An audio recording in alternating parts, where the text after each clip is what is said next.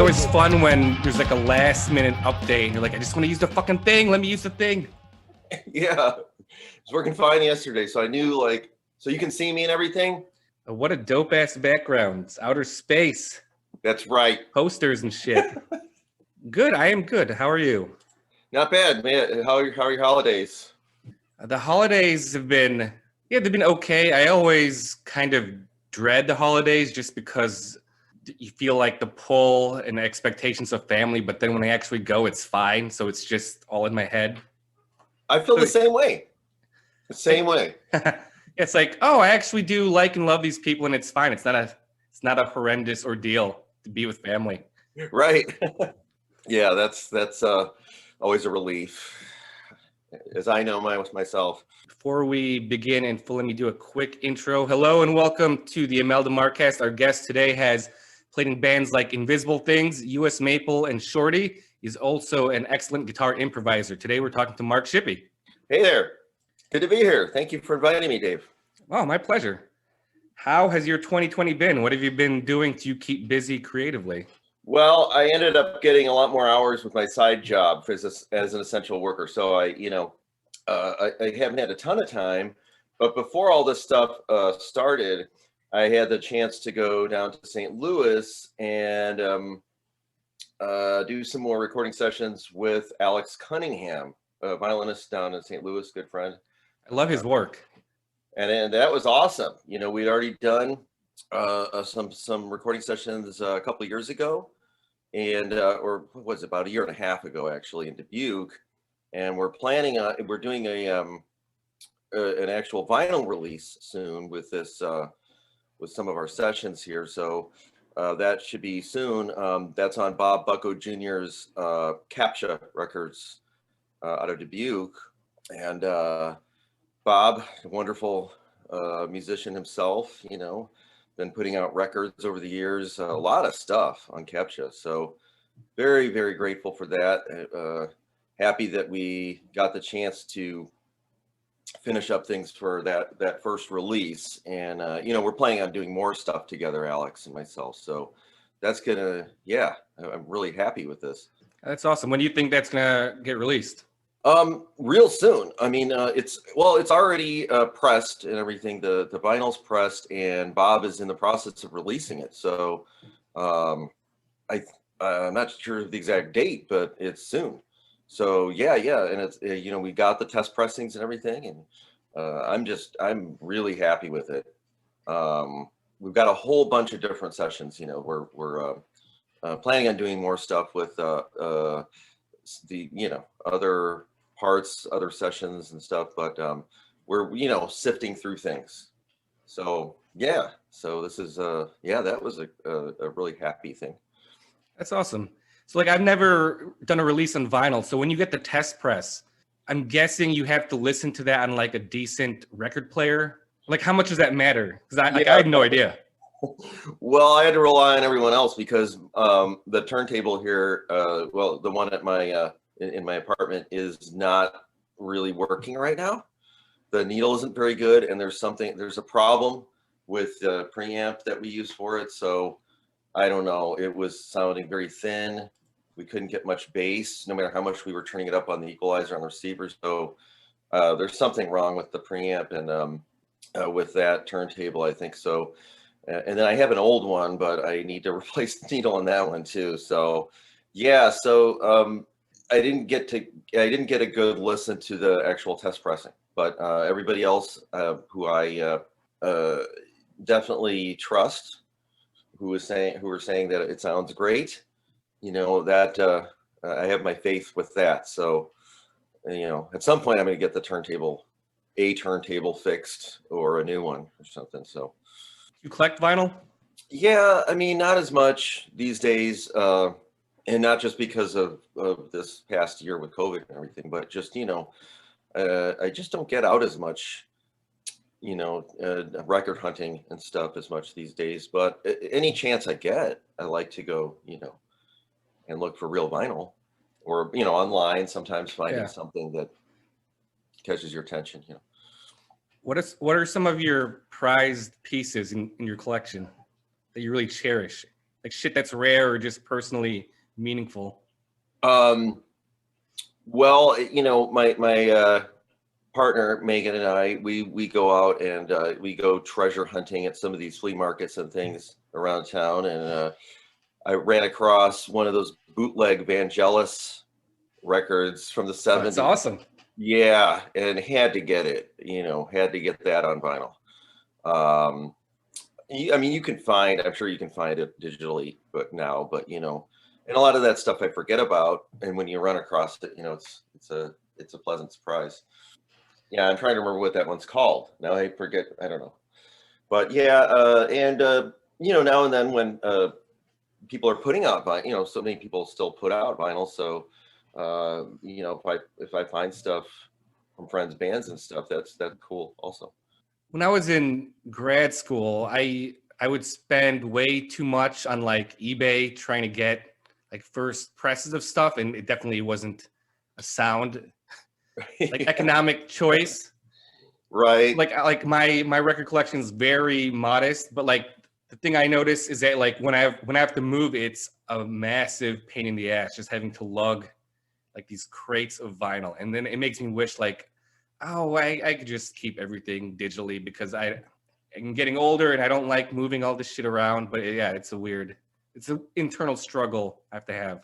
Yeah, and even though we have some storage space, it's getting crowded, and it's not always the most ideal for vinyl. So if we have to store vinyl, there's like stuff that you feel is precious. You don't want to leave it out on shelves where cats can get to it or whatever. Yeah, and then like you said, if there's the moving, you know, process too.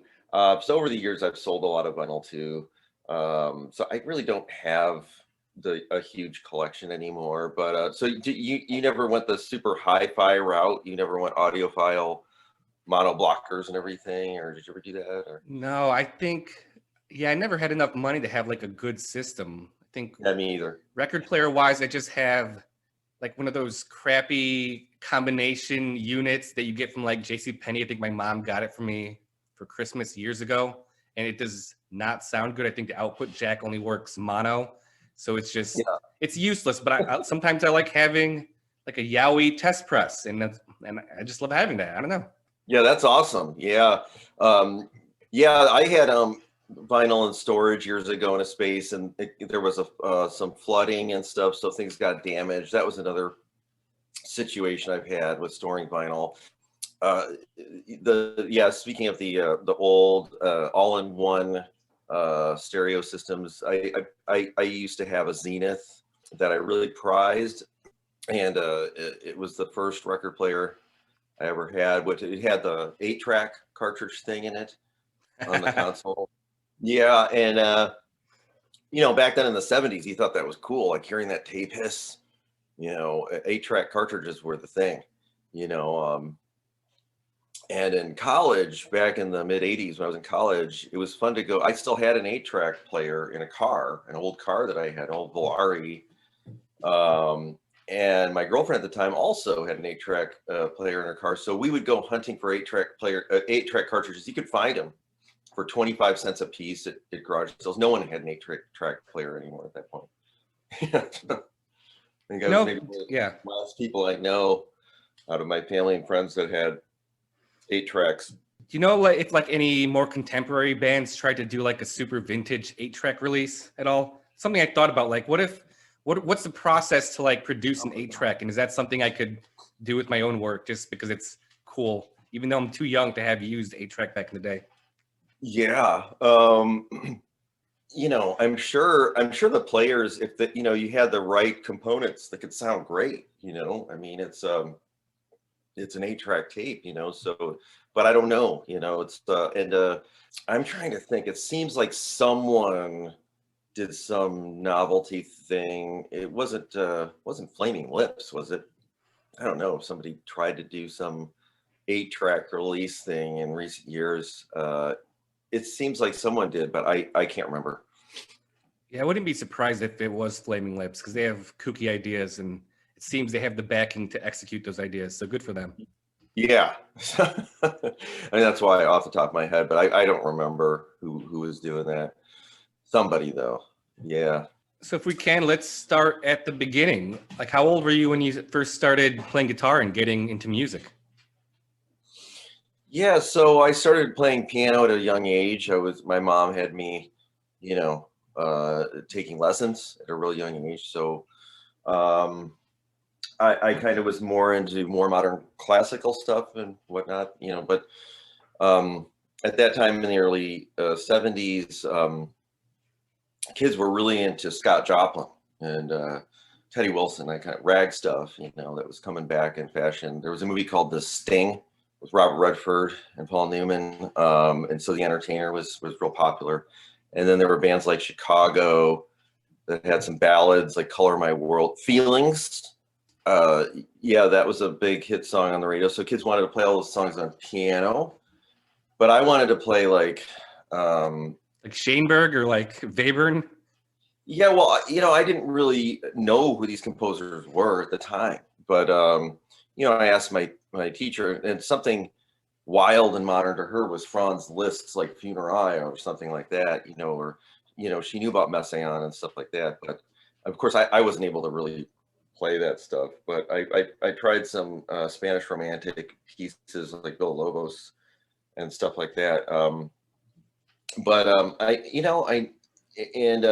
she always gave me good feedback. Great instructor, and it was all music theory at the time. A lot the Suzuki method and stuff was becoming popular, and I had friends who were doing the Suzuki method, and I just wasn't really great at reading music. I wasn't real quick with. I was sort of compensating, and I was trying to play difficult pieces, but not really great at reading. And but at the same time, hearing stuff, trying to pick out counterpoint things, I was okay, but so starting on guitar, in the late 70s, I had a little band called the Rabbits. We played a bicentennial a block party, and we sang songs about skateboards and things like that. That was becoming popular at the time, skateboarding and dirt biking and BMX, like kind of dirt bike stuff, and superheroes. We'd sing about we'd make songs about comic book Awesome. heroes. Yeah, and we sounded like our own version of the Shags, sort of like we just didn't, we just tuned things the way we wanted to. And a lot of times we'd forget the tuning. If the guitars went out of tune, we had to try to tune them back, but we didn't know what the tuning was. So, but it was just fun. We just wanted to rock out, and we didn't really care about everything being in tune. And we'd just be yelling out, like sort of having some kind of notes or scale. I don't even know if there was real scales or some chords and stuff, but it was just fun, a fun kid thing to do. And we just had basically toy instruments. Sometimes we'd have real instruments, but we would find toy guitars and toy drum set and like little reed organs and then percussive instruments like maracas and shakers of all sorts, and just make a lot of noise, just be yelling about stuff. It was very cathartic. Now that's cool because like even at a young age, it sounds like you're trying to find your way as opposed to it's like trying to, let's say, emulate Kiss or something.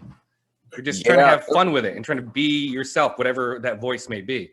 Well, I will say we did try to emulate Kiss at times. There were, I learned some chords on guitar, and my friends, were learning some things like that. Just basic chord arrangements. We could play some, Smoke on the Water or Cat Scratch Fever, some songs, but that came a little later when we'd actually started playing stuff we hear on the radio or like stoner rock stuff that we liked. And then it'd be, new wave and punk rock was becoming more popular then. I grew up in a small suburb northwest of Chicago, and there weren't a lot of like punk rock kids running around. What suburb? But Rocky Horror Picture Show was huge then. That was becoming big at Midnight Movie, and And we got like a great record store in our town. That was one thing, you know, I mean, there was lots of fun things to do around that city because it was the last northwestern suburb out there.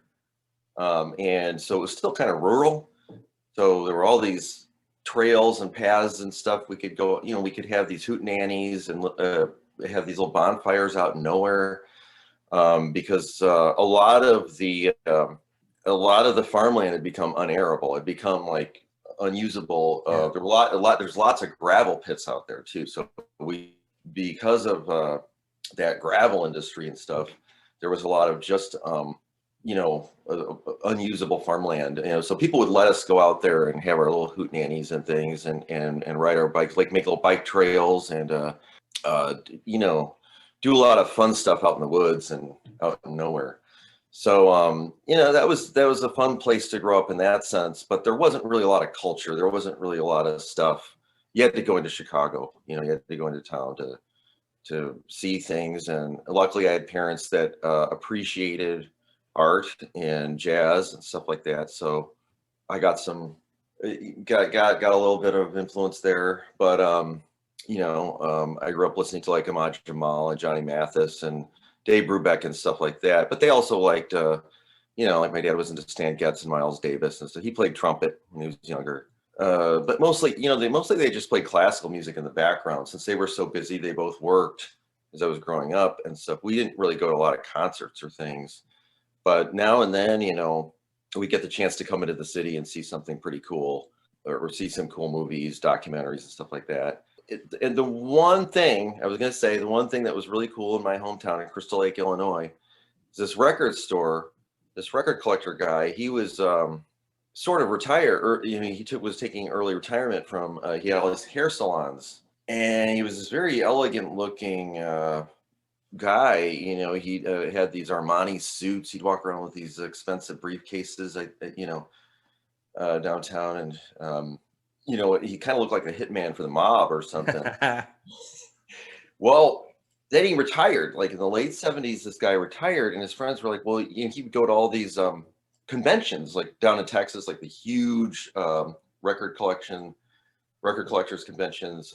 He had one of the world's largest singles collections, and old singles, like the glass records and stuff from the early part of the century. And old Bessie Smith and stuff like that. And then also like really early rockabilly stuff, like stuff from the 40s, would be like the earliest kind of rockabilly kind of stuff. And then he just had he collected everything, like field recordings, all that kind of stuff. So finally his friends encouraged him to open up a record store, and he did it. He opened up this record store called Full Cyrkle Records, spelled Cyrkle, like the 60s group. And and he just suddenly just like became a hippie, like grew out his hair, always talked about moving to Amsterdam. He's like, I'm gonna move there at some point. And he had this real thick Chicago accent, because I'm sure he got quite a reputation for having this sort of like haunted house in the middle of downtown Crystal Lake, this record store with all these like stoners hanging out. But we'd come in there and he'd be like, yeah, I saw you smoking cigarettes, that'll stunt your growth, you shouldn't do that, but he knew everything about all the punk rock bands that were coming out. He'd be playing the reissues of Bomp Records, Iggy Pop stuff that hadn't been out yet at that time. And so I became a huge fan of James Williamson, the guitarist in Iggy Pop and the Stooges, and then kind of went backwards, to the Stooges and MC5 and stuff. But he had these posters of MC5 on the wall and stuff. And then, there was a poster of the Dead Kennedys back when we had that Shriners, the cover photo for one of their records, and it was they had these posters with the Shriners riding those little cars in the parades, and they got that got outlawed. I mean, the Shriners I think filed suit against Alternative Tentacles against Jello Biafra because of that, and so they had to stop that. But he had the poster up there, And I was like, yeah, I see this name, Dead Kennedys, and the kids were writing, you know, the symbol. DK. Yeah, that looks like when they mark the water department on the sidewalk, or you know, and I'm like, yeah, what is this? And he's, you know, I was you know, listening to a lot of Jimi Hendrix, and one of my friends had the Jimi Hendrix acoustic stuff, which just blew me away. You know, then I was interested in acoustic kind of. Well, I was getting into jam, like noisy acoustic stuff, and just tuning acoustic guitar whatever way. And like Lou Reed's Metal Machine music, which is just this warbly drone thing. And then, you know, starting to learn about the New York drone kind of stuff was interesting. But I didn't really know much about. I didn't have a great knowledge of stuff. You know, there wasn't internet. And you only learned about stuff through certain magazines. Fanzines were starting up. I don't know if Maximum Rock and Roll was around yet, or Flipside, but those came out years later, and then you could read up on things, right? So, but I had this guy, you know, this record store in town, and he would tell me about a lot of stuff, you know, and me and my friends would make little tapes and bring them in, and we'd sell them for like a couple bucks, like put them in a shoebox and make some like magic marker, you know, artwork or whatever, and do our little stoner jams and bring in the tapes, and he'd sell them on the counter and give us all the, you know, whatever few dollars we made. And in later years, because people would come to the store from all over the place. It was a very unique record store. He just had like, and he would actually like, you know, put the stickers. He was very meticulous about putting the stickers on there, like fair condition, you know, excellent condition or whatever. Cover, you know, you might have a sticker saying cover is damaged, but record is in excellent condition. And he'd play all these records and make sure that they were, I mean, this guy was a true audiophile and a true historian with everything. And then he had a basement full of field recordings. And I love stuff like that because I was making I had an 8mm camera. It was kind of an old regular 8 camera. Looked like a Bolex, but it was 8mm, you know, like a little oval shape, heavy textured metal casing. The kind you had to rewind the film, and then you wind it up, and then it unwinds as it goes along.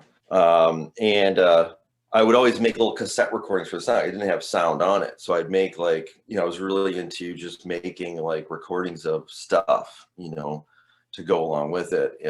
You know, whether it was like recording how the plumbing was sounding, you know, like for plumbing pipes or something, or the back of the refrigerator or something, and making like sound effects and stuff for things. And then learning like how George Lucas or the guys for Star Wars made like the laser sounds by hitting a tension wire, you know, with a wrench. So I really love that kind of stuff. And then I learned more about field recordings. There's a series, environmental series, where they have like the human heartbeat, giant chimes, and you know, like approaching rainstorm in northern England farm, you know, stuff like that. So I like that stuff too. But then I was starting to learn, like I said, about punk rock. I'm looking up on the wall, I see this Dead Kennedys poster. I'm like, what is this?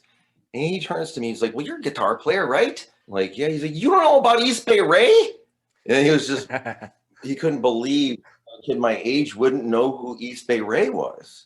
So yeah, so I started listening to Dead Kennedys, and my friend would go out. We had bootleg record stores in other suburbs. I think there was one in Wheeling, Illinois, that was really amazing. It was near Wheeling. When I was a little older, like at high school age, we'd go there, and I wanted to find like a lot of 60s stuff, like whether it was like Creation or The Who or Pink Floyd, like Syd Barrett. I was obsessed with Syd Barrett and stuff like that.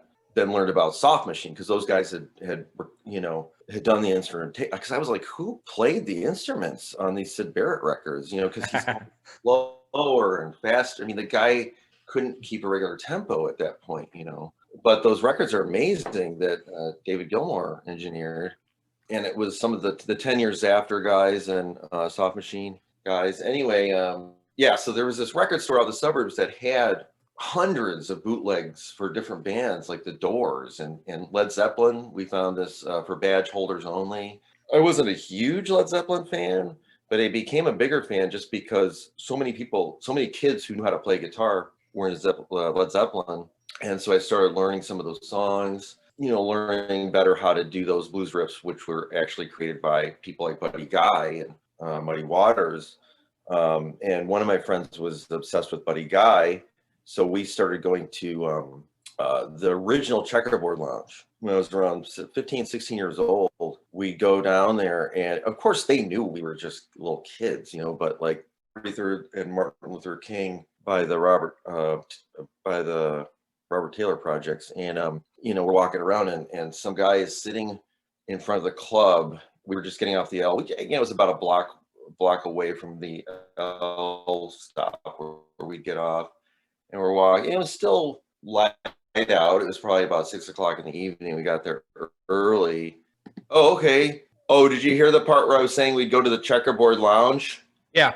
Oh, we got that part. Yeah. Yeah. So my friend and we would go down to the Checkerboard Lounge, and one time we were coming down there. The first time we went down there, because we had to make sure we knew where we were going and everything. So we had this like little map or whatever, and then so we're like, oh yeah, it's right over here. And as we're coming there, it's still light out. It's still like about 6 o'clock. We're getting there early, but this older guy with an old fedora sitting out there reading the paper, and he looks up and he's like, "Get the hell in here!" He's just yelling at us. He's like, "You kids can't be walking out here like that. This isn't safe." And it was Junior Wells. He would just hang out there. And sadly, we never got to see him play. We saw him at the door a couple times. And he'd bartend and just hang out, and there'd be all these couples, blues musicians and record people that would hang out there earlier in the evening. So we got to see those people, and we were just kids, just in awe. And it was interesting. These couples be wearing matching outfits, like cowboy attire, like big cowboy hats. Just these really cool outfits with embroidered design, like old Western kind of outfits. And a lot of times when they'd be warming up earlier in the evening before the crowd would really get there later in the night, they'd be playing country Western stuff, like Magic Slim or like 43rd Street Band. We saw Sunnyland Slim a few times, and bunch other people, as well as Buddy Guy, of course. He was always the headliner. It'd be fun to get there early in the evening. We realized, they'd be playing like stuff you'd hear on the light rock station, or the Magic 104 or whatever it was with Dick Biondi. You'd hear like these, kind of like elevator music kind of stuff that we thought of it as elevator music at the time. But you'd hear them playing this stuff when they're warming up and just looking at each other and doing these moves and stuff and laughing. And that was really fun. And so we were seeing this whole world of the music scene in Chicago. Unless you're there early in the evening, you wouldn't really see it, And it was just so much fun to see these guys playing, whatever. And sometimes they'd start playing the meters or something, or I'm trying to think what else, like, some old Stax record stuff, trying to sing it, and then they'd be laughing, But it got a bit choppy here. For the folks at home, I don't think Mr. Shippy can hear me. The fucking Zoom. It's extremely choppy, but I think I could hear you saying, "Can you still hear me?" The short answer is yes. Right. So, hello. I think my Wi-Fi went out. Here, hold on a second. No problem. My Wi-Fi was like going. The little emanating symbol was going on and off. Aren't online meetings fun? Yeah, sorry about that. It was working good yesterday, but no worries. It happens. It's AT&T, so I don't know. Oh, anyway, so yeah, it was just like, I don't know if you can hear me better now, but yes. But being able to see Smokey Struthers and Magic Slim and all these blues musicians when they're just like jamming around early in the evening, and then Buddy Guy would usually get there much later in the evening. So these guys would just have a number of sets throughout the early evening, just jamming around and having fun, playing old songs, whatever, and country Western, stuff like that. So it was a real, I think it was a real a privilege to be there, seeing this at that age, being exposed to that. Yeah, I had the privilege of seeing Buddy Guy play once. Maybe this was 10, 15 years ago. And what struck me is that even as an older guy. He played with like the heart and intensity of someone like in their 20s. It was really fucking amazing. I was blown away. Oh, he's just absolutely amazing. He's got so much. I mean, not only does he know a lot about with music theory and stuff, but he's just got so much creative ability, like that instant ability to just kind of go and do something remarkable in that realm, you know. And you know, when he'd come in late at night at the Checkerboard and just start wailing, you weren't really ready for it. You know, it's like, you know, it was kind of a almost assault to the senses, but in a good way, you know. Yeah. And you realized, that's when you realized everything that you heard on the radio, all that old classic rock stuff, that's where it came from. You could right away. And from then on, anytime I'd hear bands, whether it was anything from the Beatles, Stones, Led Zeppelin, all those British bands that were so obsessed with Chicago blues and Delta blues and everything. And you ever listen to interviews with those guys, they know all these names and all these what we would think of as obscure names. Yeah. But you know, anytime, you know, I hear that stuff on the radio, all I can think of is all the old blues players. So that was a lot of fun. And I haven't been to one of those places in a long time. And Roses is right down the street from where we live here, but I haven't been there in so long. Yeah, that must have been inspiring to see all this great live music. So like what was going on with your own music at this time?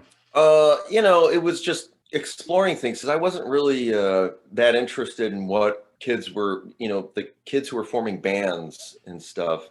By junior high, I knew some kids that were pretty proficient with their instruments and jamming regularly, doing their own thing, whether it was with the school jazz band or outside of that, playing their little rock bands and playing parties and stuff. There were some good musicians, but you know, I never got why people were just playing the same stuff. We're just, you know, like playing like the same ZZ Top songs and stuff. Like, there were some bands that, I knew some guys that had bands that would play like more obscure, like 60s stuff, and we're into like Neil Young, Crazy Horse, that kind of stuff.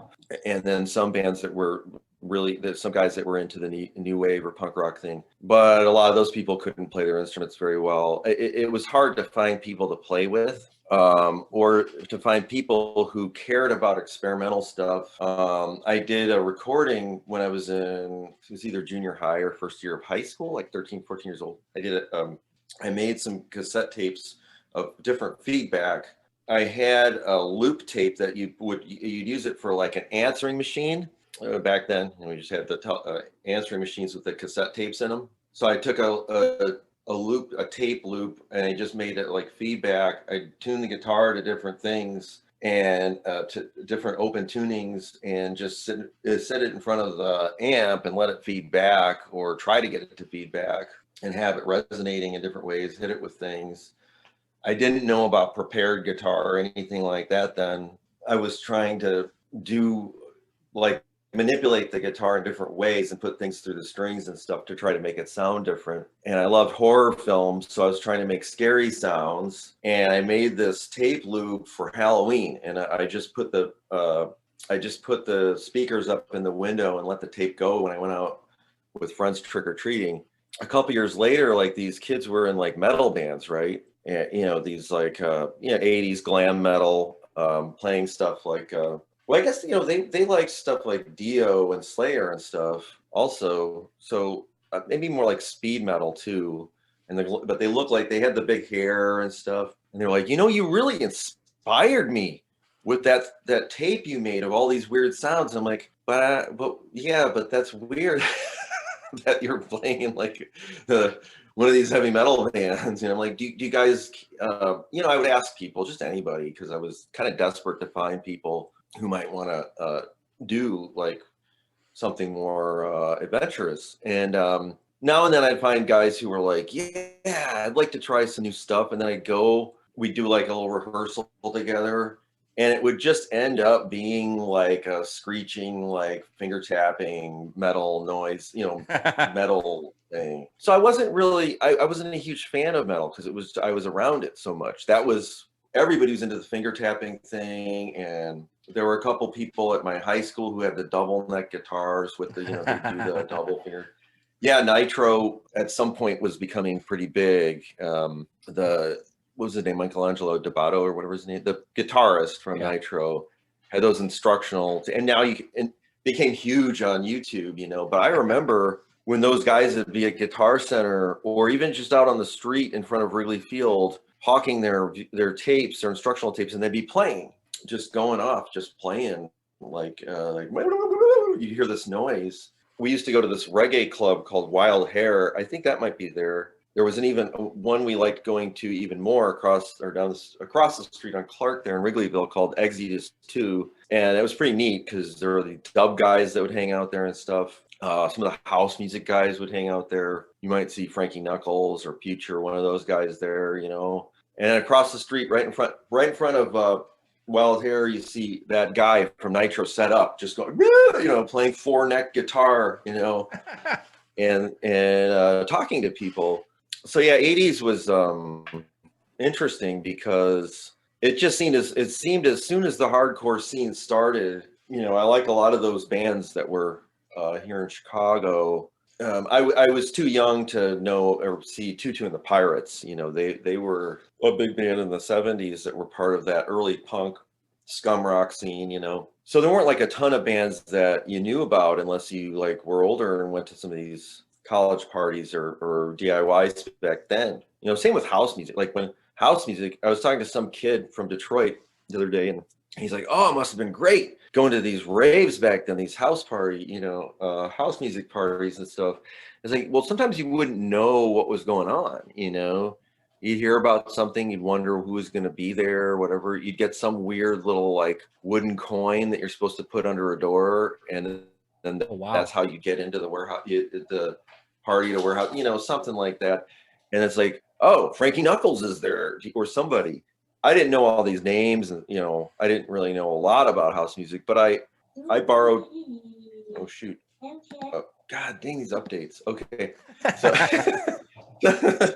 so I borrowed drum machines from friends and tried to do, you know, my own basement mixes, and I had a thing called Flood into Basement, and it was like I tried to make like I put together these beats, and well, I didn't have one of those Boss rhythm machine things that you have like the bass, deep bass on it and stuff. I just knew some people with those those old Roland drum machines that like Sisters of Mercy and Big Black use those. And I tried to use one to make my own house music. It wasn't very good. It devolved into just pure noise. And so then I figured I'm better at making noise, you know. There was a band called Pile of Cows that was an industrial noise band out in the suburbs. My friend and I had heard about them, you know, but they didn't really have any records. I don't think. They just had cassette tapes that they'd sell at different record. Again, the record store in my town had a shoebox of their tapes. And every now and then when we'd be hanging out at that record store, we'd see the Pile of Cows guys come in. Jim Dvorak, he comes to shows still now and then, you know. I've seen him at Cafe Mustache and hanging out and stuff, but I don't really know him.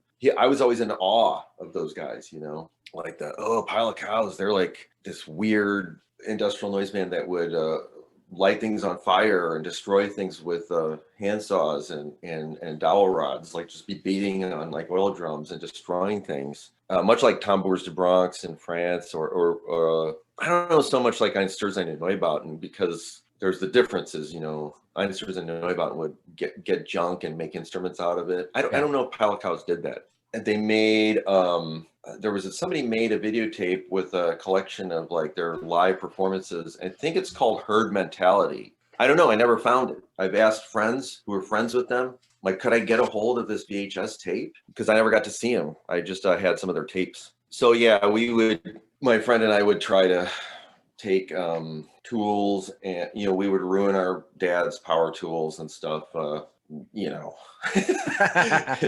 Drilling against things we're not supposed to be drilling, trying to make sounds, and like taking contact mics and destroying things and making our own industrial music. As the Wax Tracks moved to Chicago, and then that became a big thing with industrial dance music. And I didn't really understand, like, why are they calling this industrial? It doesn't have anything to do with industrial music. You know, it's not, you're you're not taking tools and power tools and sheet metal and banging on things and just, you know, like SBK and all those early Throbbing Gristle and stuff. I wasn't really into that whole thing at first, but began to appreciate it more later on. I don't know. Yeah, it's just like always trying to find something different to do, not, you know, try to find something that not everyone else is doing. And I can't say I really understood no wave at first, you know. Oh, really? But well, you know, I like certain bands, but I thought of them as more like pop punk bands or something. Like Sonic Youth was becoming real popular in the early '80s, and you read about them in Flipside or Maximum Rock Angry, because that's what I was trying to do. I was like, oh, I want to make cool melodic, very melody driven. Whoops. Yeah, I think the connections being a little bit choppy. Still there? Hi, I'm still here. Has it been? You can hear me okay now? Yes. So yeah, this is the thing. If we'd done our test thing yesterday, it would have been fine. And then, you know, we wouldn't know. So, all I was saying was Sonic Youth and Mars. I thought of those as more like weird pop punk bands. I didn't really, like Glenn Branca too. You'd see his records at record stores, and I thought of him as more like a modern composer, almost like a new modern classical kind of thing, you know. And then Brian Eno had put together No Wave New York compilations. There was that band Liquid. Yeah. If you remember them. And they were more like dance kind of, you know. There was that band ESG that came out on Factory Records. So there was like the dance kind of thing. And then I didn't really hear James Chance until maybe later 80s, you know. I was kind of understanding there's a connection with all this stuff, you know. And that, you know, I was an art student for a while in the mid 80s at NIU, and I didn't want to stay in Illinois. I wanted to move somewhere. I didn't know if it was New York or France or Berlin. So I knew I wanted to go somewhere, and I never did, but you know, that was the plan. And so along with the whole, like, yeah, I'm going to be, you know, become the next Damien Hirst, you know, I didn't want to like work with like taxidermy animals, you know, stuff like that. But I wanted to do something like those pop artists, you know, like Chris Burden or one of those guys. Do something of the Fluxus thing, do something new and exciting, and then becoming more knowledgeable about the whole no wave thing and the whole drone thing, Charlemagne Palestine, you know. And influencing, you know, John Cale and Lou Reed and all those guys, and how that was a thing. And Velvet Underground was very influenced by that whole drone thing. Tony Conrad and all those guys. Then learning about that, you know, but I still didn't know where to go. You know, like, where do you go from there? I can't say. You know, when we started doing US Maple, I didn't think we were doing anything much different. I don't know, but just creating our own version of those things, I think. Yeah, and before US Maple, you were in Shorty with Al Johnson, right? Yeah, so that whole noise rock thing was becoming bigger in college. Again, you know, thankfully, well, with cool record stores and like Maximum Rock and Roll, connect with those bands. You know, we connected with Babes in Toyland and the Cows. We met the Cows, or watched them play on several occasions, and just we're like, oh my God, you know, we were trying to do kind of similar things, and we're like, oh, these guys are so much better than what we're doing. You know, I mean, it was like one thing after another. Like, you know, what do we do? How do we do something different? You know, and I wasn't sure if Shorty, Snail Boy, was any different than Scratch Acid. You know, the Jesus Lizard wasn't around yet. Rape Man was, they started up in like 88, I think, maybe 87. I'm not sure, or maybe early. I don't know. I saw them in like 88 when they recorded the Bud EP live at the Old Exit, which is where I also saw G.G. Allin. Yeah, when I was younger, I was a huge G.G. Allin fan. I thought he was a performance artist. I thought it was all fun and games and joking around. I didn't know he was really shoving microphone stands up the old kazoo, and then, like, you know, eating his own feces and wiping all over, and all his blood and feces. I didn't know that this was like for real. So when I saw him, you know, I was running away. There were But that old exit where it used to be, it was right in Old Town down the street from Second City. So yeah, in a really, nice swank part of Lincoln Park. I don't know how it became kind of beyond Thunderdome at some point, because at that time it was just this kind of quaint neighborhood. They'd have punk rock bands play, Screeching Weasel or whoever would play there. I saw countless things there, but a lot of yuppies would come in there, after work and hang out and even watch the bands and stuff. So when G.G. Allin played, there were all these yuppies that came in. They're like, oh, $5 to see the band? All right, we'll go see the band. And they had a list at the door. The door guy had a list of people that weren't allowed in there. And at the time, G.G. Allin was wanted, because he had evaded the police for a while. He didn't show up in court for some follow-up stuff. He'd gotten out of jail, and there was some follow-up stuff that he didn't do. And at that point, I was supposed to play a show with him in the earlier 80s at an old warehouse in Cicero where we would set up punk rock shows. There was an outlet that worked. So we'd just have a power strip and have, the amps running and have a little PA and sell Pabst for like a couple dollars a can. And I wasn't able to make it to the show. I had an art opening or something, and I was in college. And they told me what had happened. G.G. Allin came. He defecated into a glass jar and threw it at all these punk rock kids in the front of the stage, and it smashed over one of their heads. And they were so angry. And he was naked at this point. He ripped off all his clothes. He's covered with feces and blood and everything. They chased him through the streets of Cicero. He didn't play any songs. It was just that. And then they chased him through the streets of Cicero until he disappeared somewhere. He got away from them. I guess he was pretty fast at the time. So anyway, a friend was telling me, I'm like, no, that stuff isn't real, really. It's just fake, right? Doesn't he just use fake blood and, packets and the feces and everything? Is that real? And they were like, no, this is real, And so I saw him later on and realized it was. But he played a good show when I saw him. He played with the Toilet Rockers, which included Kevin Jr. from Chamber Strings was on guitar. Scott Giampino from Cash Money, the original Cash Money, not the later guys from Nashville that labeled, but the band Cash Money. They played through 2 full sets. I don't know, like an hour and a half, 2 hours. And, it was all the regular hijinks of him, self-immolating and chasing people around the club. And like I said, the old exit, it was kind of a nice little bar, and there were these yuppies in there and they were screaming at him. These ladies in Donna Karan power suits and they still had their briefcase, they just come from work, and leaving. They were screaming at him, swinging their purses at him. And, I at first I was like, this would seem like it's part of the show, like a setup, but it wasn't. It was real.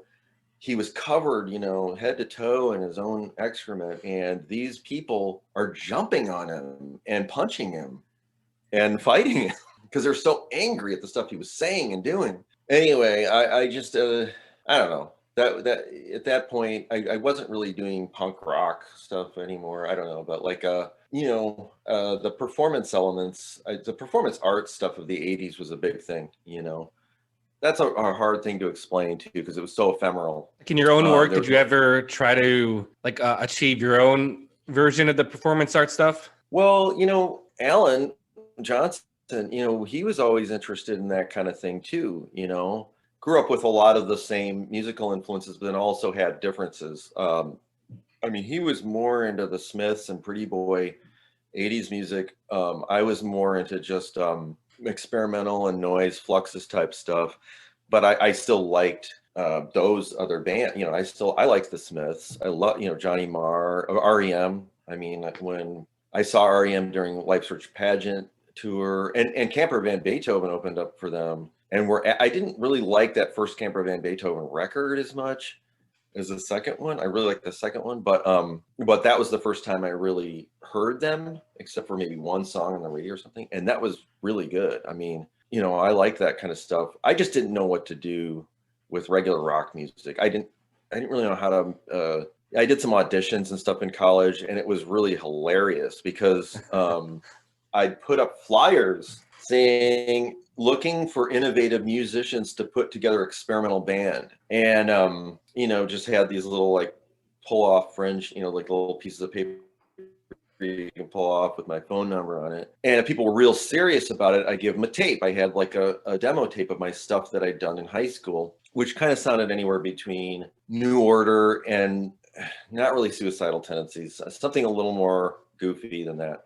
And then some other little jangly rock, kind of my attempts at being sort of REM or something. But that wasn't really the stuff I want to do. I made that clear to them. I'm like, I really want to try something different.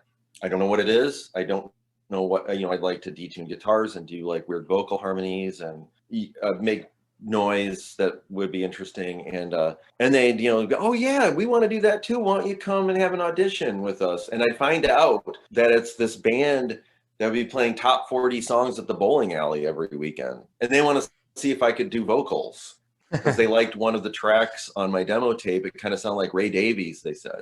I was very flattered. I'm like, oh man, I love Kinks, you know, but especially early.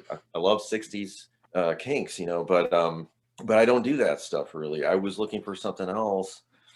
I remember I was at one audition and they wanted me to do a medley of John Mellencamp's ROCK in the USA, mixed in What I Like About You by the Romantics, and then some other song that has that same D, A, G, E major progression. And so I'm like, and so I did it. I'm like, oh, I'll do this. But like, you know, then I just left. I was like, you know, I'm like, I can't really, well, I did ask him, I'm like, well, how much money do you make? You know, maybe this is better than my regular factory job, but I just don't think I was a good enough singer to do that, to pull that off. Maybe, I don't know. I really didn't give it a shot. So did you meet Al Johnson through like one of those flyers you'd put up? I knew him through, he would show up at a lot of the same parties that I was at, or we had some neat little venues in DeKalb back then in the mid 80s, maybe even up to the later 80s. One was called Two Fools, and it was this little underground, like actually underground, like you went down these steps to the back of this building, it went into this cellar of this old, now from the front of this building along Lincoln Highway in DeKalb, all you see is this newer facade. You know, it's like a wooden 2-story plaza kind of little thing with it had a guitar store in it, Axe in Hand, which is a very famous guitar store. You would have thought that this little club had something to do with that, but it wasn't. It was this cookie store. They made their own cookies. It's called Crumbs Cookies. And in the basement and back were the remains of this old like building, this old stone building that you couldn't see anymore because it had this big wooden front facade. That was an old jazz club from the 20s. It was an actual jazz coffee house from the 20s. And these punk rock kids were like, we've got to open this. We've got to, I think Dan Jetsa was one of the people. Dan Jetsa does artwork, silk screening. He does a lot of stuff for jazz, for Delmark and stuff. Does a lot of stuff at Rotofugi.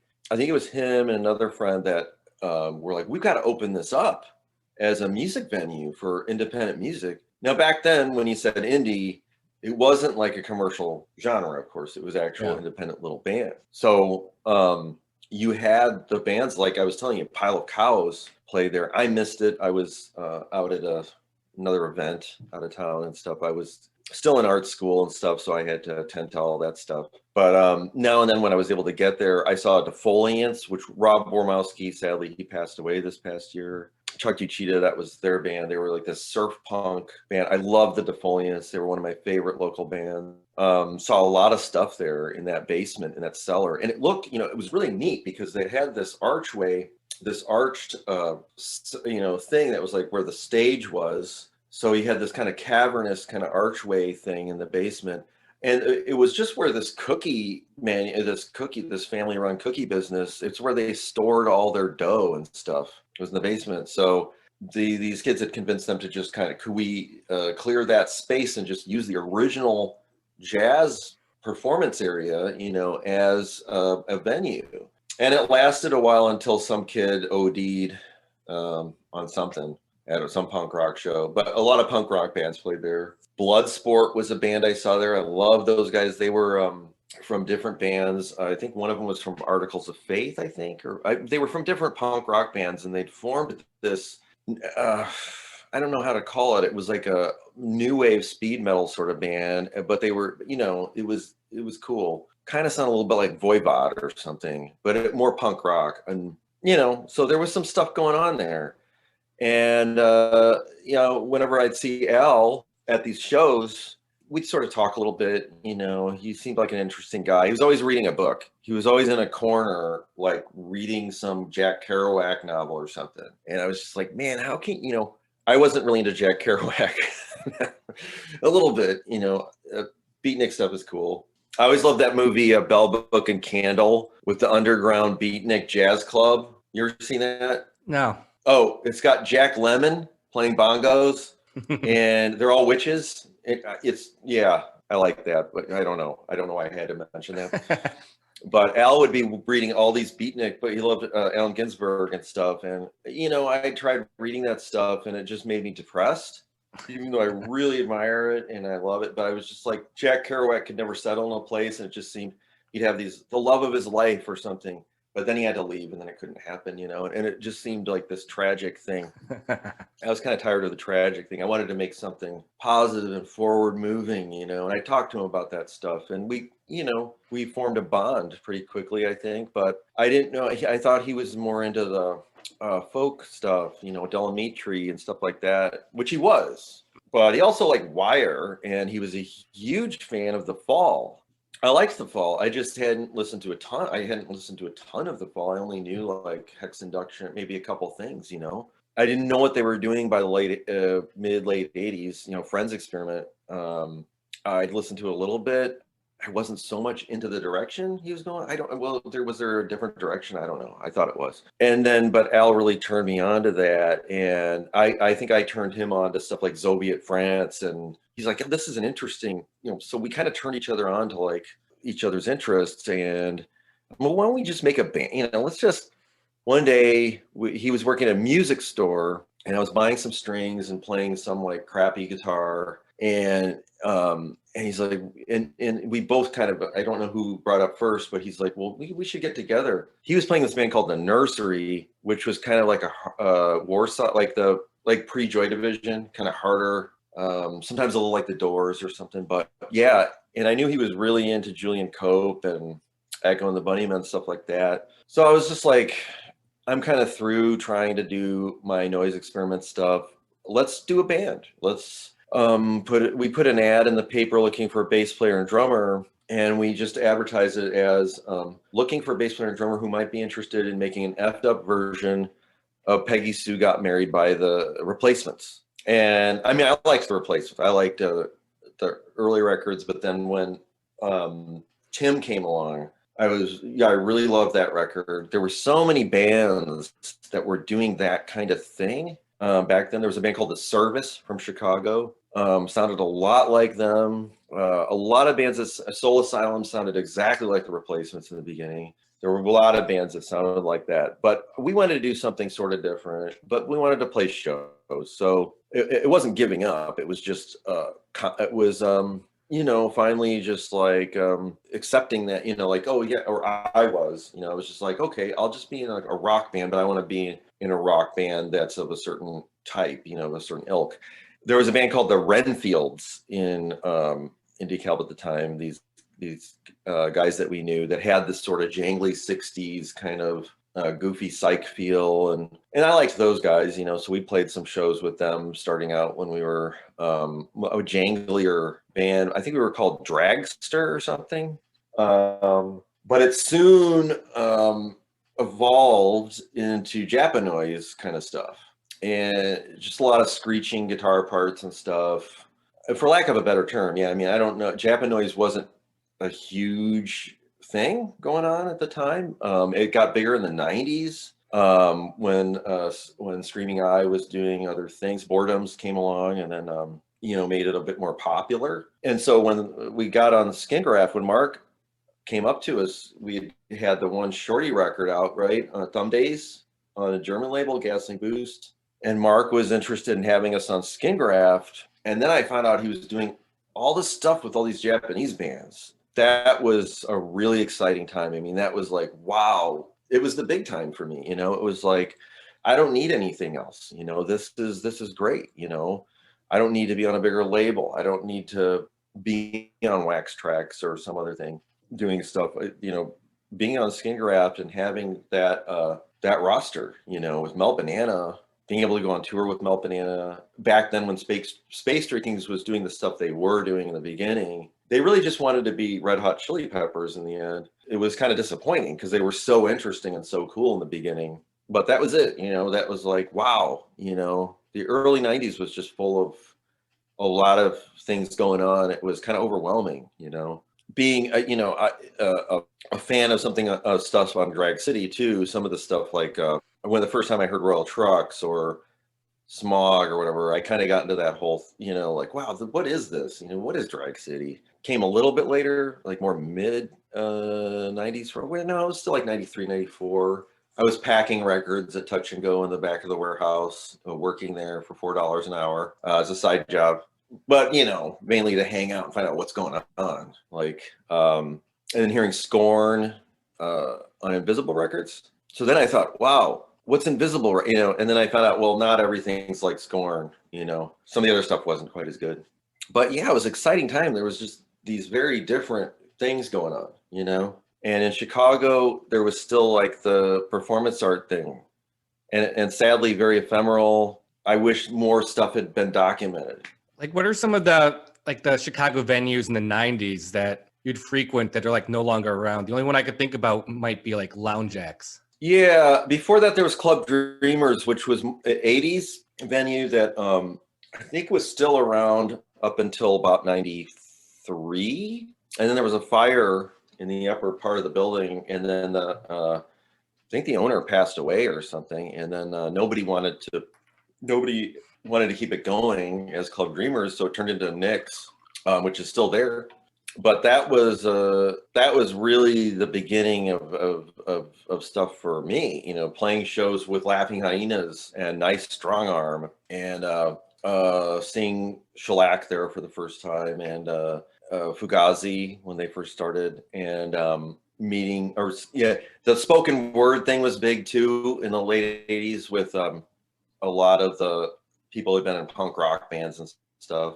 So I saw Henry Rollins doing spoken word thing there. But yeah, so then finally getting to play there at the end of the 80s, like around 88, 89 with Snail Boy, playing shows with the Cows, with God Bullies, all the, I was gonna say Alternative Tentacles, but also the Amphetamine Reptile bands. That was another thing going on. Amphetamine Reptile was just so different compared to all those other labels, but then you had, with Sub Pop, and then in Austin with Scratch Acid and Butthole Surfers and all those bands, or Texas, I guess Butthole Surfers from San Antonio, right? But there were all these different things going on. K Records, Calvin Johnston was an interesting thing. There was just so much people doing their own thing. So it wasn't just Discord, there was a lot of other stuff going on by the 80s, that labels were just popping up. European. Am I still there? Yeah, it froze up a little bit.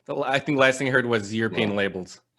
Oh, so yeah. So European kids were coming over and taking interest in what was going on with the American DIY scene, right? And the noise bands that were starting up, like, for lack of a better term, noise rock or whatever. I don't really know what to call it, but just a lot of different stuff was going on. And so, you had the big alternative rock thing was happening commercially. But so I think that helps though, because even though Thurston Moore said the year punk broke, right, with Nirvana, Nevermind, right? I thought, well, that's cool that it's broken, but when are they going to fix it? Well, no, sorry, my joke, bad joke. No. What was good about it though is that then the more extreme or transgressive or subversive, whatever, the different kinds of things that were going on had more of a voice, I think, and more platforms.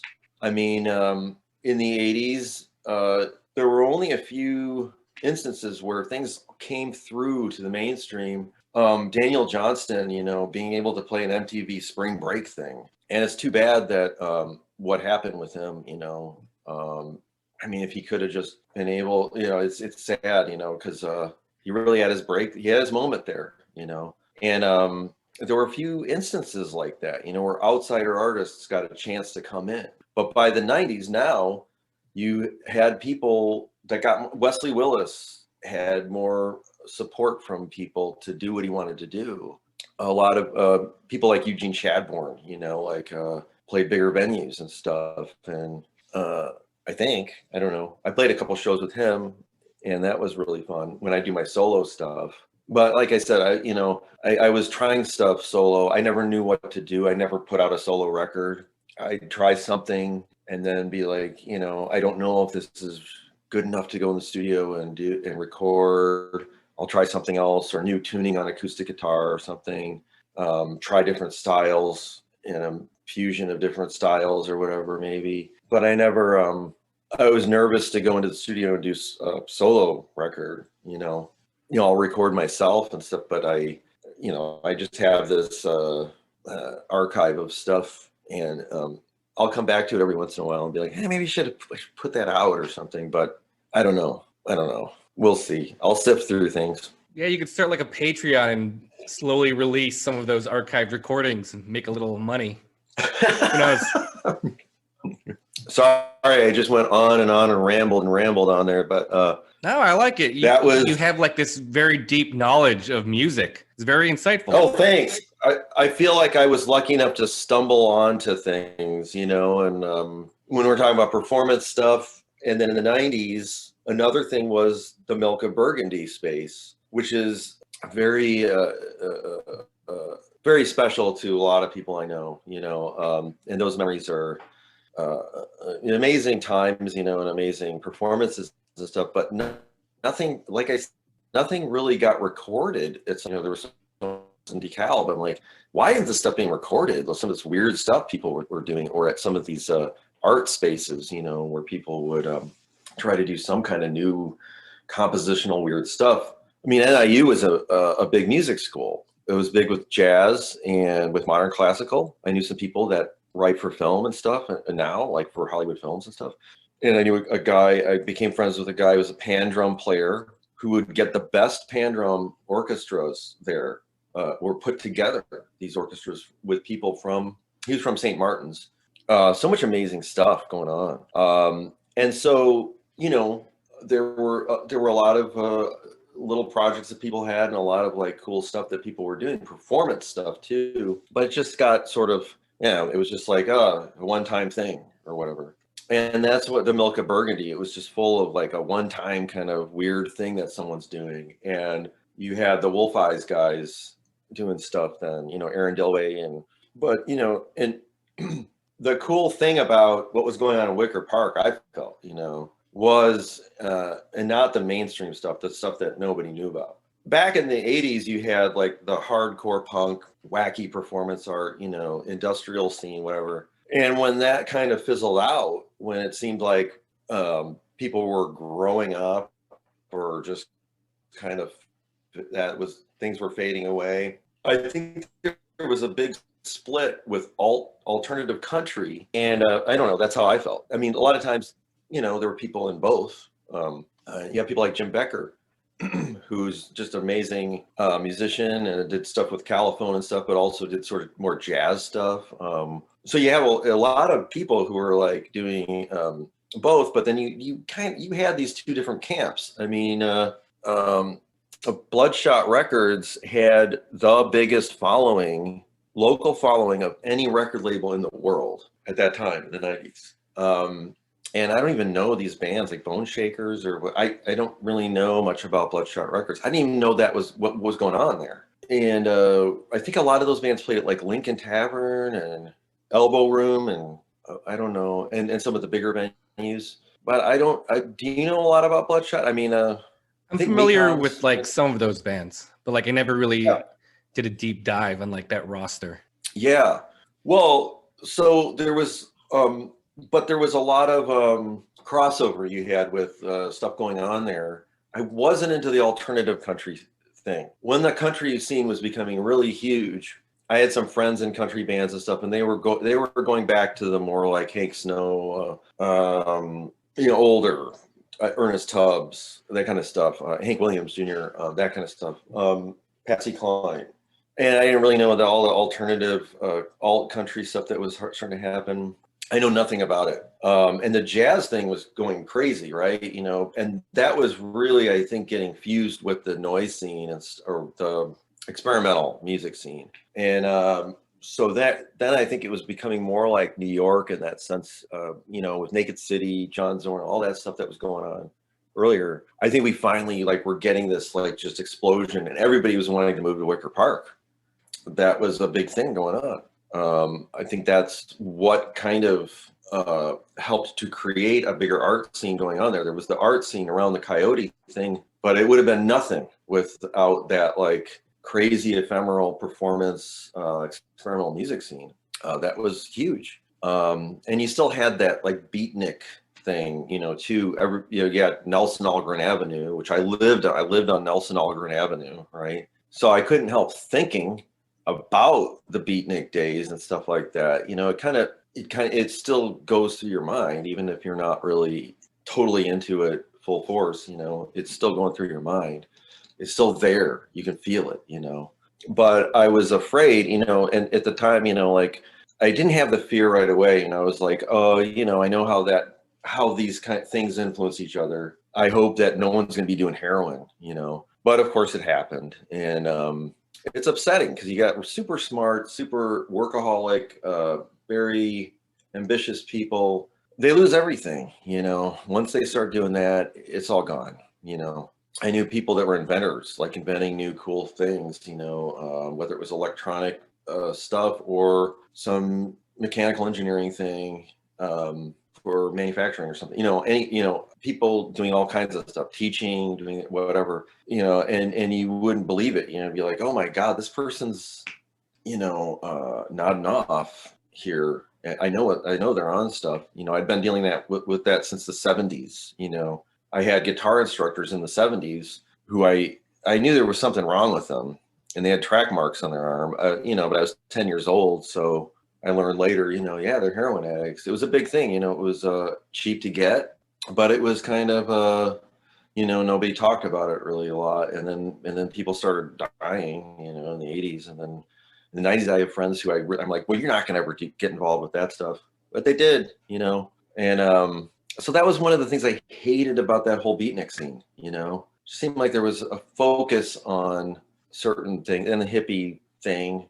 I love the 60s. I love 60s music. I love beatnik jazz. I love a lot of the beatnik writers and stuff, but I've never gotten to the drug thing. It ruins your whole life, Yeah, it's tragic that I guess among creative types that there's sometimes that tendency to romanticize drugs, and in particular heroin, with people with back in the jazz days, how Charlie Parker was, he used heroin, and then his peers thought that, well, part of his genius is the heroin use, so they got into that, and then some of them didn't make it out. It's sad. It's unfortunate. The sad reality, though, as you know, is, and you can see this, Charlie Parker as an example, and Miles Davis. People will say, oh, they did their best work when they were on dope, or the Rolling Stones did their best records when they were completely doped out of their minds, and the truth is that they wouldn't have gotten there if they hadn't have had hard work and discipline and no drug use and no drinking in the beginning. Any one of them can tell you that. And Miles Davis would have never gotten there, would have never gotten to that point of having an epiphany and doing all these great things without all the work he put into it initially. Would have never happened. If he just started doing drugs and thought it's all going to happen, yeah, it's not going to happen.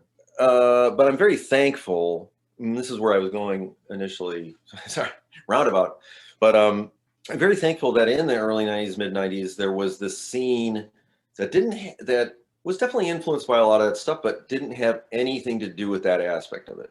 It was nice to see this very energetic, very nebulous but energetic and driven, focused to the degree of creating something that was an experience. Well, you weren't always sure what it was exactly, right?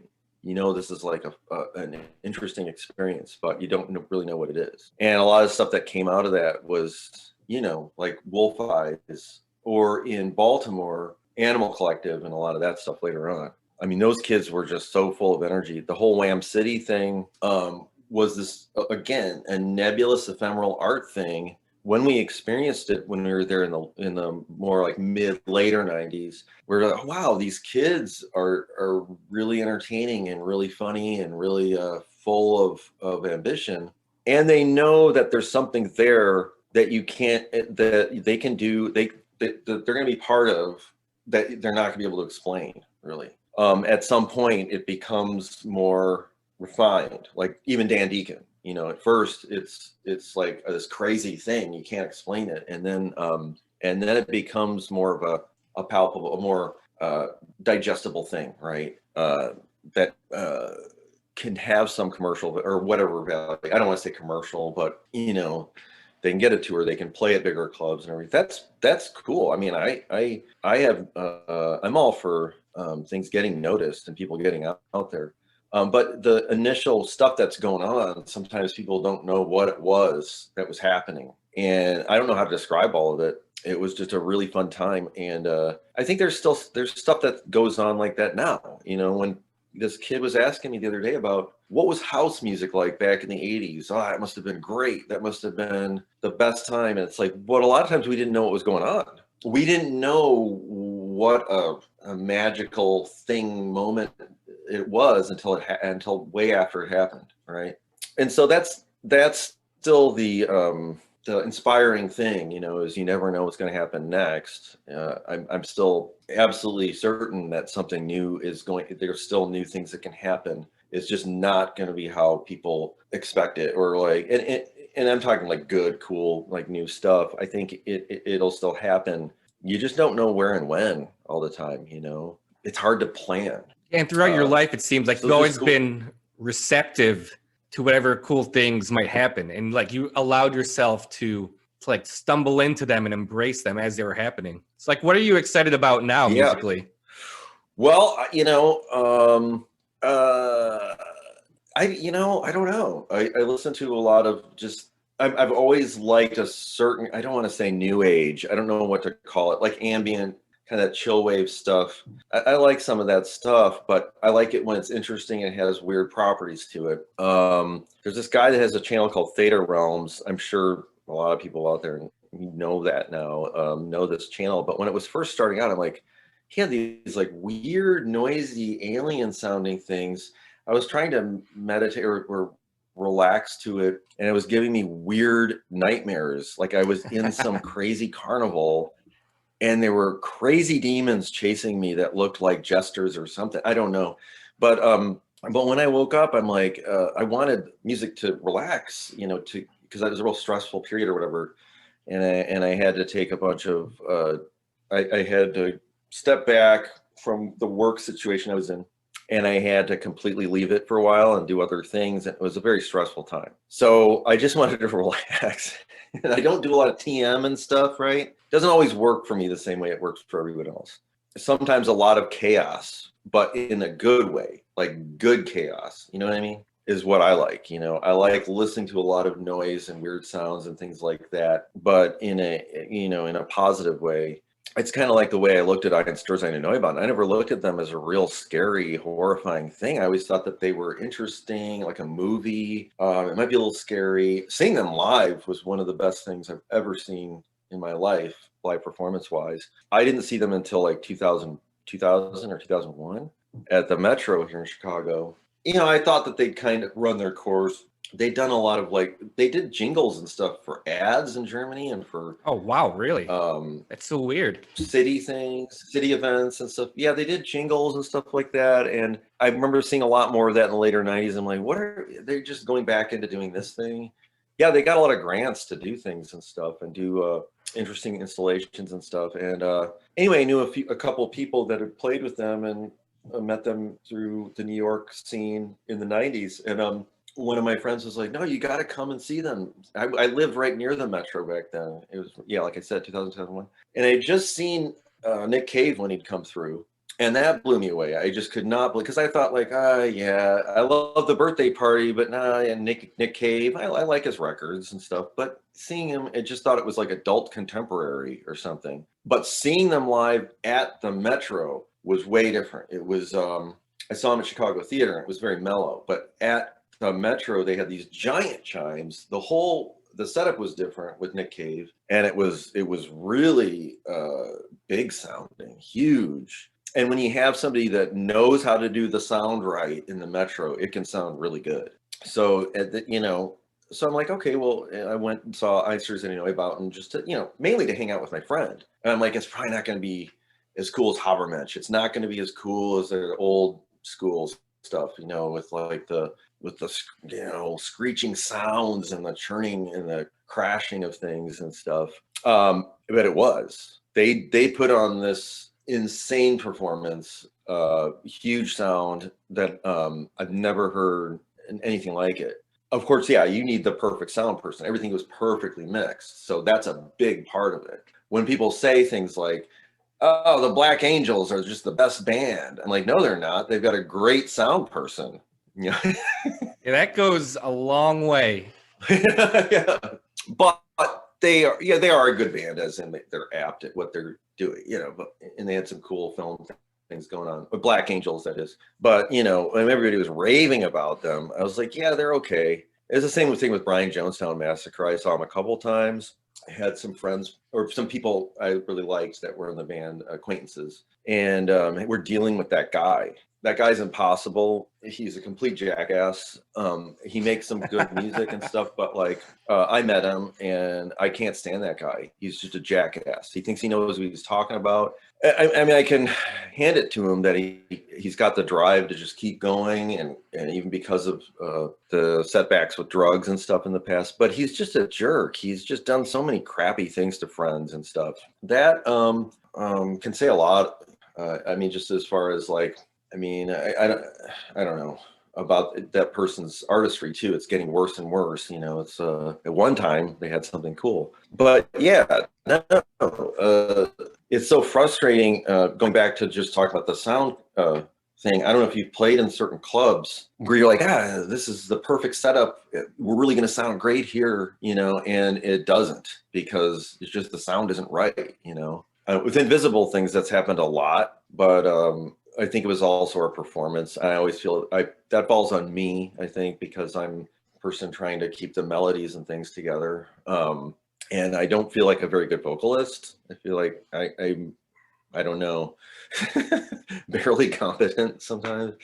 And it never turns out exactly the way I want it to. I was happy with our first record, but a lot of that was just accidental stuff. Jeff Ziegler, amazing person to work with, just like with Martin, right there, paying attention, listening, and also giving constructive feedback, not just being passive or being like, we'll go through the motions, I just never know if things like turn out exactly the way You froze up a bit. Yeah. We were talking about new, exciting. Mm-hmm. Did it cut out? A little bit, yeah. Oh, I was just saying, I don't know if it took you, did it take you, like with you guys with recording, did it take you a long time to figure out like, this is how we need to sound or set up things microphone wise and whatever, or was it pretty easy, you feel?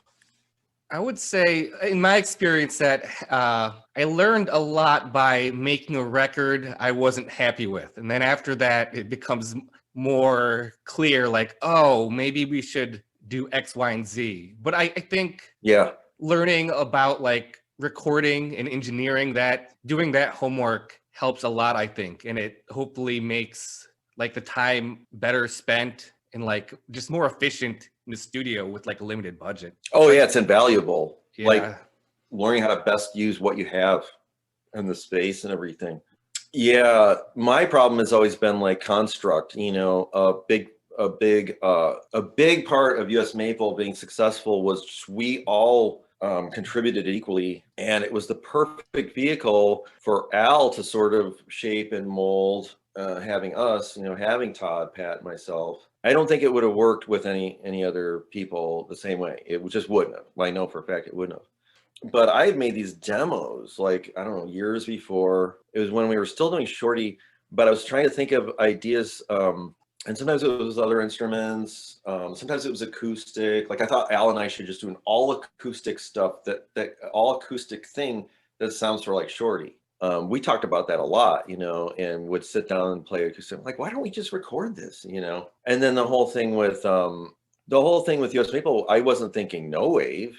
I was just thinking no distortion, really kind of very unexcited pickup sound, you know, like maybe turning the volume down on the pickups a little bit, getting the cleanest, least like anti-sustained sound, and trying to make it sound as sustained as possible. It was a little bit painful in trying to do the things I wanted to do. So in the end, I couldn't do exactly what I wanted to do. I wanted to make it this nonstop frenetic kind of thing.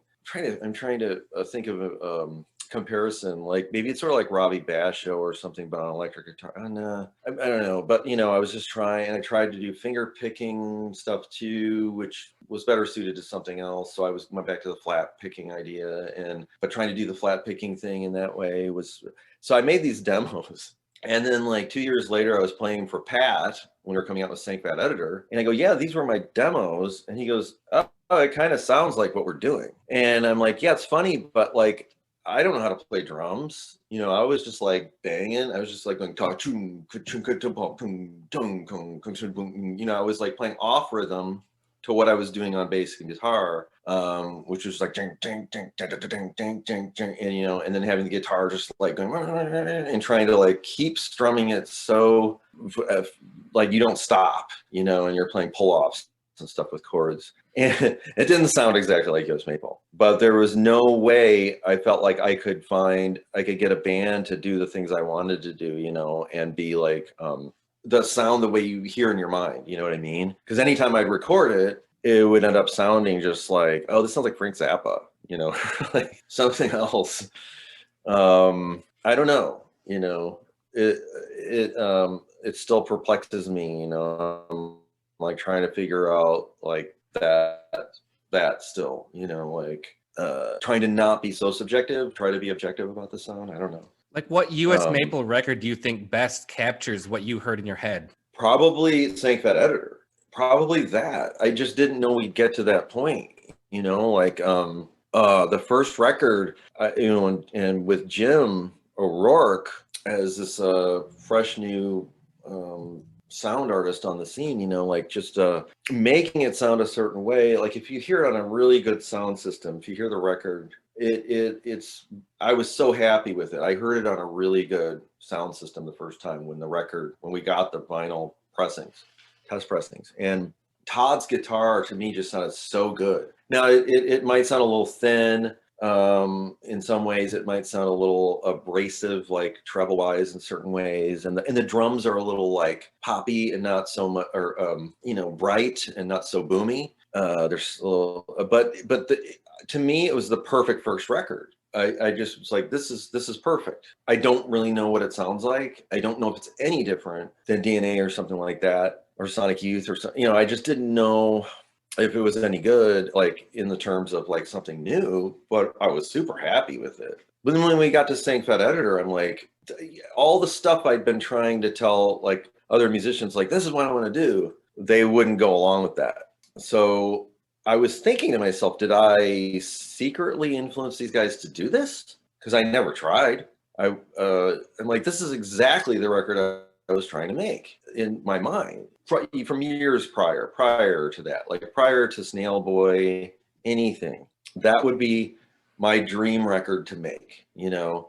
At that point, by 1997, I was feeling pretty exhausted. I mean, I was working a night job and a day job, and we're trying to practice like 5 times a week, you know, and then like we'd go on a tour and then get feedback, or like, you know, people yelling at us like, learn how to play your instruments.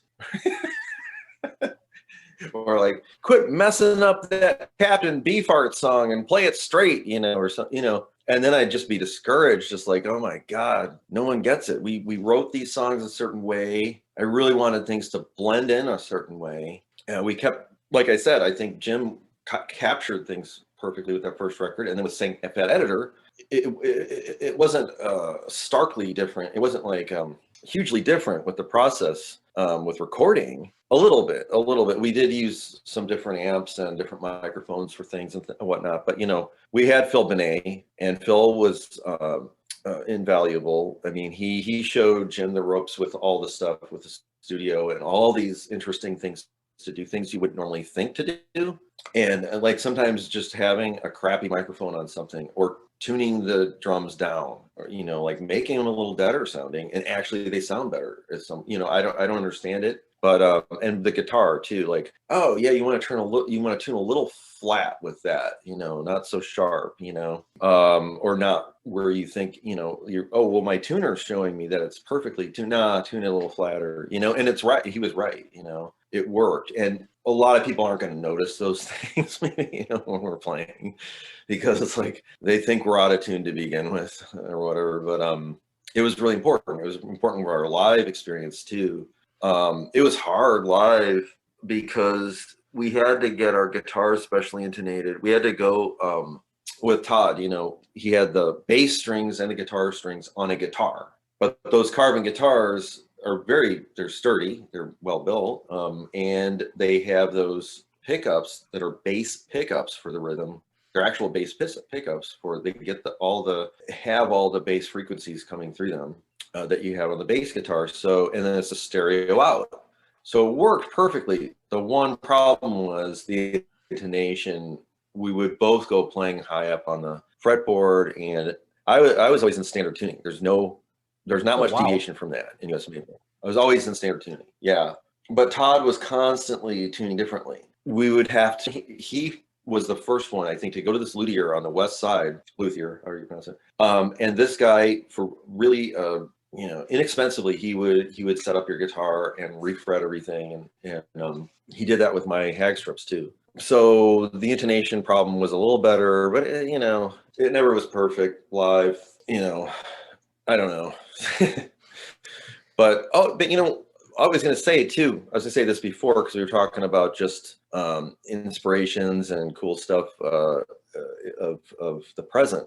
The first time I heard you guys was down the hallway. I was practicing with a friend. He was just working on these noise songs that he'd made, and I was just playing with him, doing some stuff.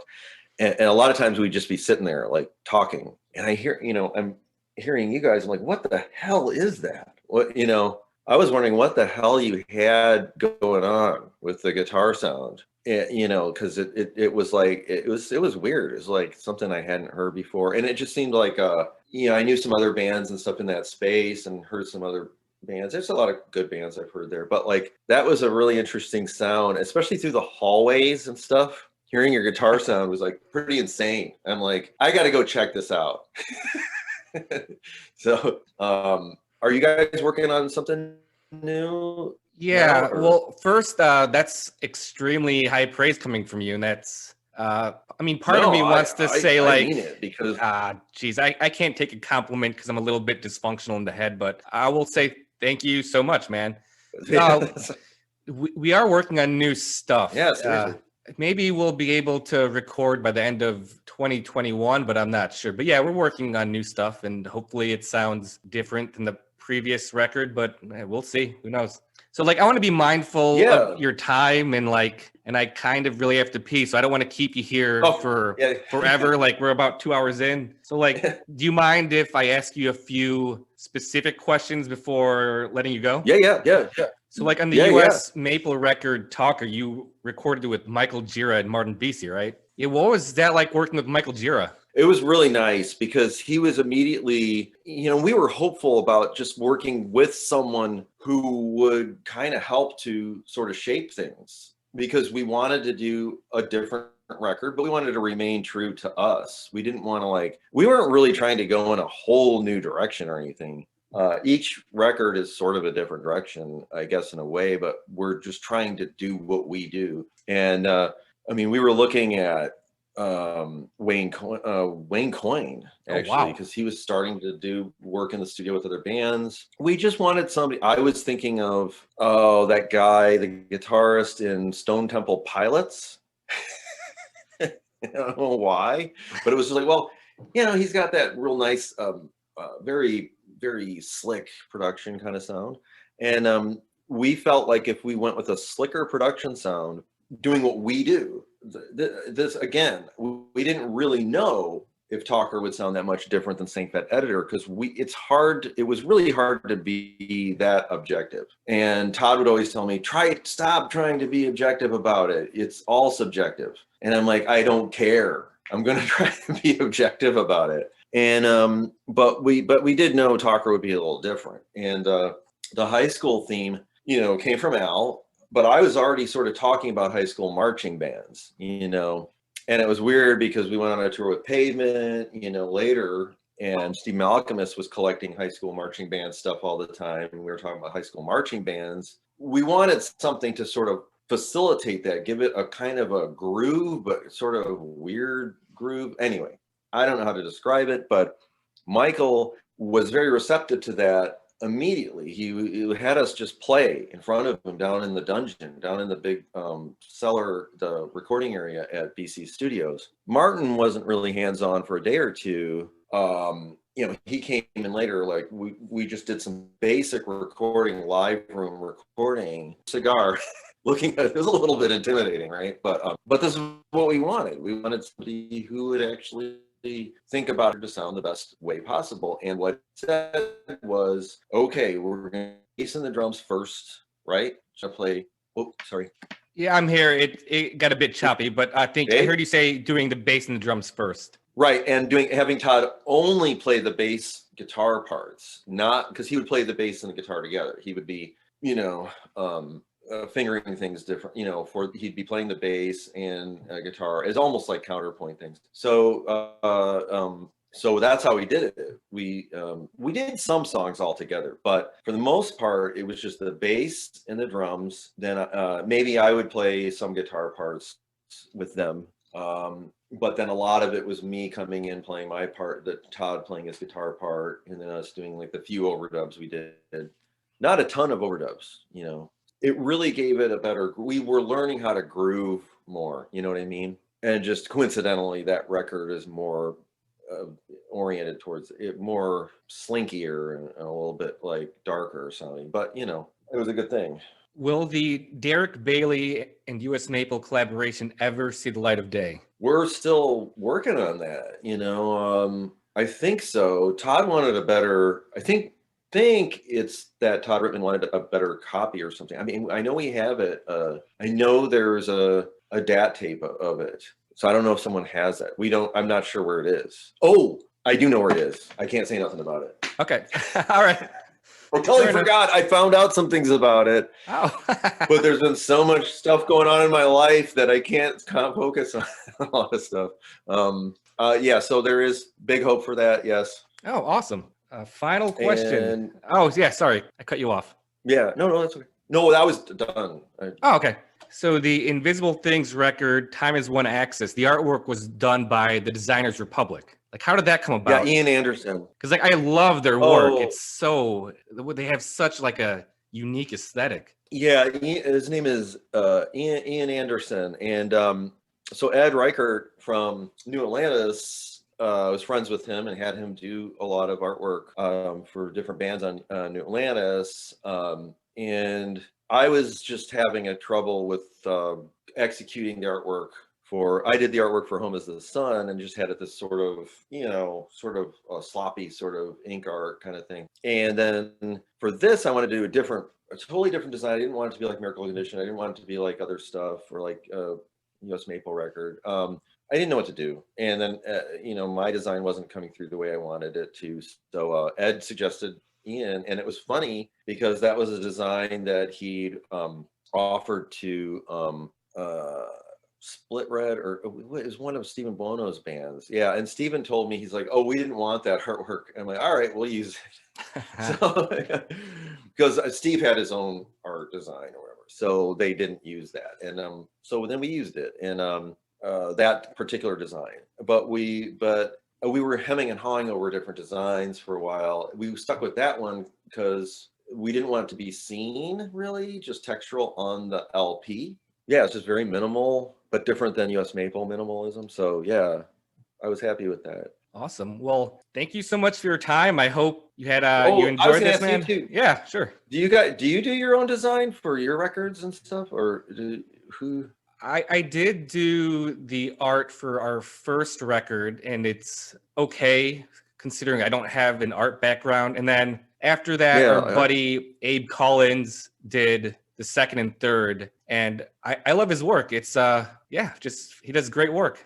Abe yeah, I like the Collins. designs. I like the kind of weird, almost Art Deco, or I don't know how to describe it, but yeah, it's cool. Yeah, he Well, has for like a this, very pattern-based approach, very detail and little things going on inside of it. Yeah, he does a great yeah, job. I would always get, since I do graphic design and I do like that stuff on my own, I get so frustrated because I always want something to be different than what I did before, or have something that I'll enjoy, that I know I'll like, and I'm not just like, oh, I'll just go with this, you know, because it's, I don't have any more time, you know, there's a deadline or whatever, you know. But it's always nice to see cool looking designs. And then for this Alex Cunningham record, this duo that we're doing, I also love his comes visual out art. Captcha.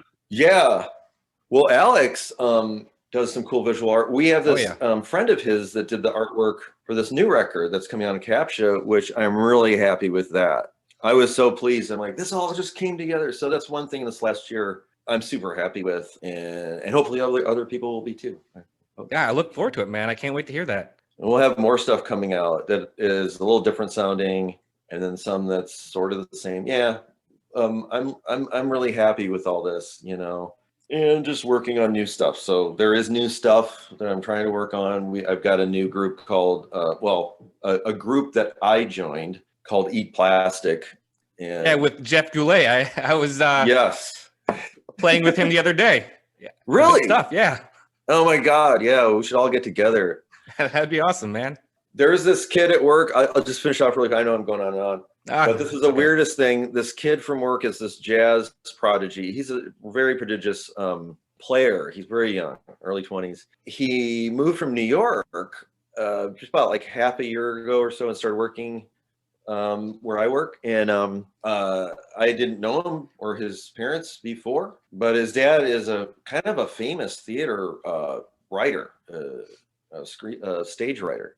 I think his mom is involved with music and stuff too, or writing and stuff. But he's from Gowanus. He grew up right down the street from where I go to record all the time at BC Studios at 3rd and 3rd in Brooklyn. And he's an amazing guitarist. He and Jeff just met up recently because Jeff wanted to learn more about bebop and stuff, or you know, kind of general themes in the post bop and stuff like that. You know, I know a little bit about that stuff, but maybe I'm not always the best person to ask for advice with that. But because I just do whatever, you know.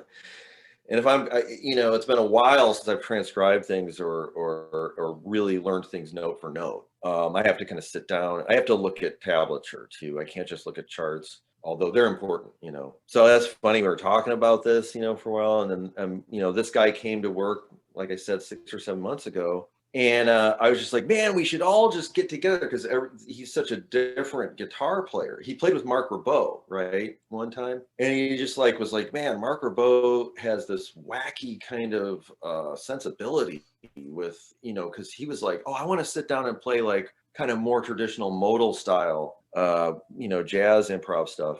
And then they did. But then Jack was asking, this kid was asking Mark Ribot questions about stuff. And I'm like, oh, well, I'd love to sit down with you. I can show you some noise stuff, and maybe we can go over some modal stuff. And I thought, well, maybe we should all of us, all these guitarists, just get together and just do some crazy guitar thing sometime. Just guitars. No basses, no keyboards, no drums, just guitars. That sounds great. Sometime. And that's my new desire, you know, to the next project. Awesome, man. Well, I hope you make it happen. It sounds like it would be awesome. Yeah, and if you're interested, you want to be part of, we should do that. Of course I'll say yes to that. Yeah. Well, Mark, thank you so much for your time. I had a blast talking to you, and I hope to see you in real life sooner rather than later. Soon. All right, man. Take care, Dave. Great talking to you. We'll catch up. Yeah, later. Take care.